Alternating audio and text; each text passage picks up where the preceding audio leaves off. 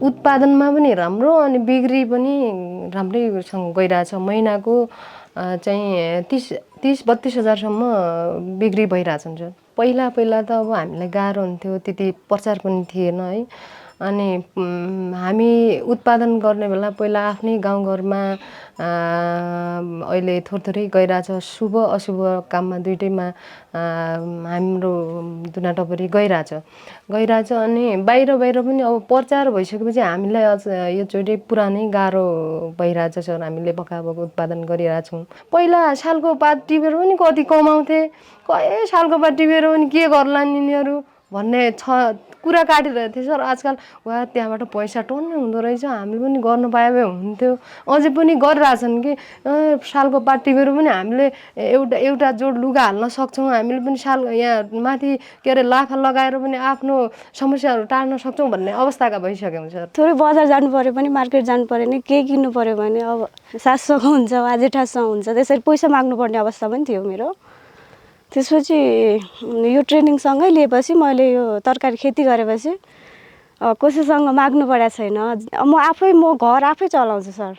मेरो श्रीमान सहित म खर्च बनाउँछु। पहिला आफूलाई खर्च मागेर गुजारा गर्नुपर्ने थियो, अहिले आफै कमाएर खाने भएको छु। त्यही हो सर। घर परिवारसँग मागेर खानुपर्ने अवस्था छैन अहिले मैले यो नेपाली ढाका टोपी र झन्डा सिकेर अनि फेरि सुटहरू पनि सिलाएर आफ्नो गुजारा गर्न सकेको छु भने यहाँभन्दा अरू तालिम दिन सकेको भए केही उज्जवल भविष्य हुन्थ्यो कि भन्ने सोचेको छु मैले।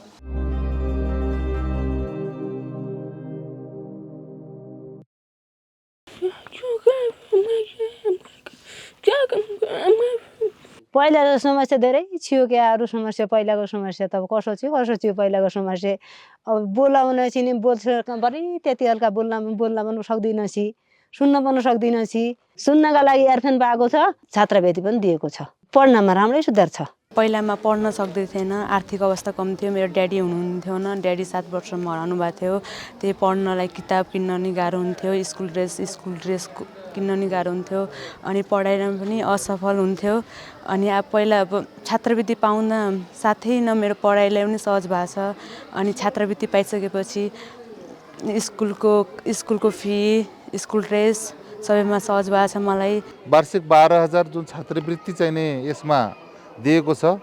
विद्यालयमा आउन नसक्ने, किताब किन्न नसक्ने, आफ्नो ड्रेसहरू किन्न नसक्ने, सामान्यतया विद्यालयका रफ कपीहरू समेत किन्न नसक्ने बच्चाहरूलाई छनौट गर्दाखेरि ती बच्चाहरूले अहिले सहज रूपमा विद्यालयमा पढ्न पाएका छन् र विद्यालयमा आउने उहाँहरूको चाहिँ नि जुन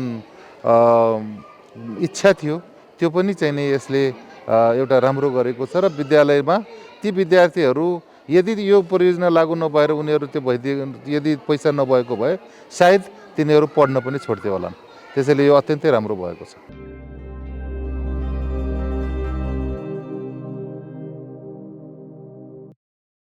नमस्कार। आजको हाम्रो किशोर किशोरीहरूलाई जीवन उपयोगी सिप सम्बन्धी तालिमको दोस्रो सेसन है। हामीले आज के कुरामा छलफल गर्ने भन्ने बारेमा हामी चाहिँ महिनावारी र ढिलो विवाह कुन उमेरमा गर्ने विवाह सम्बन्धी हामी छलफल गर्नेछौँ। मैले चाहिँ यो जीवन उपयोगी सिप क्लास लगेपछि पहिला चाहिँ पैसा बचत गर्नेको बानी थिएन। त्यसपछि सिकिसकेपछि पैसा बचत गरेर अहिले चाहिँ 12 क्लियर भइसकेपछि ट्रान्सक्रिप्ट ल्याउनलाई पैसा अब घरमा त्यस्तै भएर आफ्नै पैसाले पैसा तिरेर ल्याएको छु।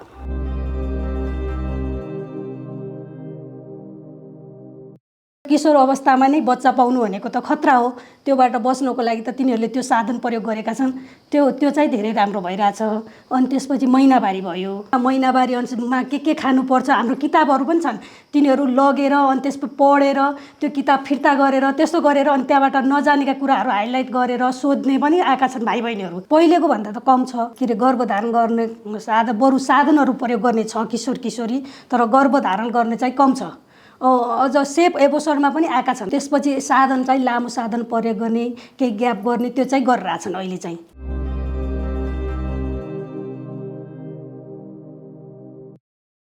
यो पावर परियोजना अन्तर्गत सेभ द चिल्ड्रेन र वाक नेपालको चाहिँ जुन साझेदारीमा हाम्रो पालिकामा भयो यो पावर परियोजना 5 वर्ष यसले चाहिँ एकदमै राम्रो इम्प्याक्ट समुदायमा पारेको छ।